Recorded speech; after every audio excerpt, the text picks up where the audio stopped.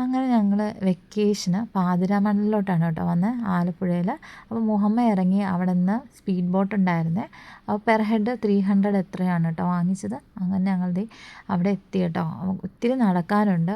കുട്ടികളൊക്കെ അങ്ങനെ ഓടി ഓടി നടക്കുവാണ് കേട്ടോ. ആര്യക്കുട്ടനും ഞാനും ചേച്ചിയും ചേച്ചിയുടെ മോനും ചേട്ടനും അച്ഛനും എല്ലാവരും കൂടെയാണ് കേട്ടോ വന്നിരിക്കുന്നത്. ഒരുപാട് നാളായി പാതിരാമണൽ പോകണം എന്നൊക്കെ പറയുന്നു. പക്ഷേ കുറേ വീഡിയോസൊക്കെ നോക്കിയിട്ട് റിവ്യൂ ഒക്കെ നോക്കിയപ്പോഴത്തേക്കും ഒന്നുമില്ല അവിടെ കാണാനെന്നൊക്കെയാണ് പറഞ്ഞത്. പക്ഷേ അവിടെ ചെന്നപ്പോഴത്തേക്കും നല്ല രസമായിരുന്നു കേട്ടോ. ഈ ടെൻറ്റ് പോലുള്ള സംഭവങ്ങളൊക്കെ ഉണ്ടായിരുന്നു. പിന്നെ പിള്ളേർക്ക് കളിക്കാനായിട്ട് ഒരുപാട് സാധനങ്ങളൊക്കെ വന്നിട്ടുണ്ട് കേട്ടോ. അതുപോലെ തന്നെ വലിയവർക്കും ഊഞ്ഞാലൊക്കെ ആടാൻ കേട്ടോ അവിടെ നിന്നിട്ട്. ഞങ്ങൾ എന്തായാലും നന്നായിട്ട് എൻജോയ് ചെയ്ത്.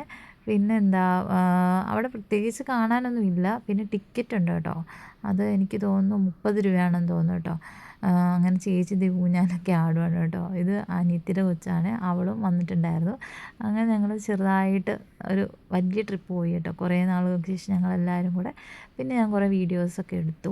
അപ്പോൾ അവൾ അവിടെ കയറി ഇരുന്ന് ആടുവാണ്. തിരിച്ച് ഞങ്ങൾ എല്ലാം കഴിഞ്ഞിട്ട് ഞങ്ങൾ തിരിച്ച് സ്പീഡ് ബോട്ടിലോട്ട് പോവുകയാണ് ഗൈസ്. അപ്പം 1 ഡേ ടൂറൊക്കെ പോകുന്നവർക്ക് ഇത് രസമായിരിക്കും കേട്ടോ.